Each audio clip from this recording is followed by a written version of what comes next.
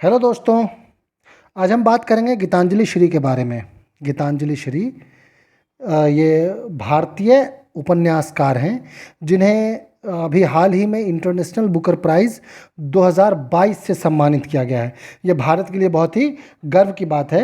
ये पहली भारतीय उपन्यासकार हो गई हैं जिनको यह पुरस्कार प्राप्त हुआ है। लेकिन ध्यान रखने वाली बात ये होगी कि यह पुरस्कार टॉम्ब ऑफ सैंड, जो इनका अनुवादित वर्जन है इंग्लिश में, टॉम्ब ऑफ सैंड को यह पुरस्कार प्राप्त हुआ है। टॉम्ब ऑफ सैंड का जो इंग्लिश ट्रांसलेशन है वो उन्होंने डेजी रॉकवेल के द्वारा किया गया है।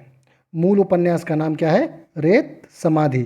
ध्यान रखिएगा, ये सारे तथ्य बहुत महत्वपूर्ण हैं। मूल उपन्यास रेत समाधि, ट्रांसलेटेड जो इनका वर्जन है वो टॉम्ब ऑफ सैंड है ना, अनुवादक हो गए डेजी रॉकवेल, और ये पहली भारतीय उपन्यासकार हो गई हैं जिन्हें यह पुरस्कार वर्ष 2022 में प्राप्त हुआ है। यह उपन्यास जो है ना, इस उपन्यास की जो कहानी है ना, वो 80 वर्षीय महिला के इर्द गिर्द है। महिला के पति के मृत्यु और भारत पाकिस्तान का जो विभाजन की जो त्रासदी रही, उस त्रासदी में के इर्द गिर्द मानवीय संवेदनाओं को बखूबी दर्शाया गया है। अब हम बात करेंगे गीतांजलि श्री के द्वारा पूर्व में लिखी हुई कुछ उपन्यास के बारे में। इसमें से आप देखेंगे कि तिरोहित है ना, ये भी काफ़ी महत्वपूर्ण है। हमारा शहर है ना, ये भी महत्वपूर्ण है। खाली जगह ये भी महत्वपूर्ण है। और इन सब में ना सबसे ज़्यादा महत्वपूर्ण जो है वो माई है ना। ये जो माई है ना, ये माई का जो इंग्लिश ट्रांसलेशन है, माई साइलेंटली मदर, इसे पूर्व में भी पुरस्कार के लिए नामित, अलग अलग पुरस्कार के लिए नामित किया जाता रहा है ना। ये गीतांजलि श्री के द्वारा ही लिखित उपन्यास है। ध्यान देने वाली बात ये होगी। अच्छा, ये आप लोग हमको बताएंगे कि गीतांजलि जो है ना वो किसके द्वारा लिखी गई उपन्यास है।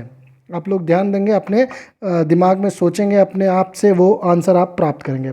अब हम बात करते हैं the Man Booker International Prize के बारे में। ये जो मैन बुकर इंटरनेशनल प्राइज़ है ना, इसकी शुरुआत 2005 में हुई थी। यह पुरस्कार मैन ग्रुप के द्वारा प्रायोजित की जाती है, मैन ग्रुप के द्वारा स्पॉन्सर्ड है। पहले इसको ना मैन बुकर इंटरनेशनल प्राइज़ के नाम से जानते थे, अब इसको इंटरनेशनल बुकर प्राइज़ के नाम से जाना जाता है। ध्यान दीजिएगा कि पहले नहीं, इसको 2 वर्षों में दिया जाता था, 5 से 15 तक प्रत्येक 2 वर्ष पे, जबकि 16 से इसे प्रत्येक वर्ष दिया जाता है। यहाँ ये जो सबसे महत्वपूर्ण बात यहाँ पे हो जाएगी आपकी कि अंग्रेज़ी या अंग्रेज़ी में अनुवादित और इंग्लैंड या आयरलैंड में छपी। ये बहुत महत्वपूर्ण फैक्ट हो गया।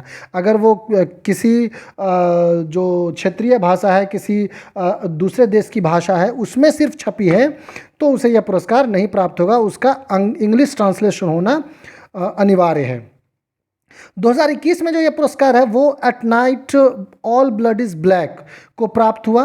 At night all blood is black जो है ये डेविड डियोप की मूल रचना है। हालांकि ये ट्रांसलेटेड वर्जन अन्ना मोस्चोविक के द्वारा ट्रांसलेटेड है। मूल रूप से लिखा गया है डेविड डियोप के द्वारा, ट्रांसलेशन किया गया है अन्ना मोस्चोविक के द्वारा। इस चीज़ का आप ध्यान रखेंगे। उम्मीद करते हैं कि आपको ये तथ्य, ये सारे जो फैक्ट्स हैं वो काफ़ी पसंद आए होंगे। धन्यवाद।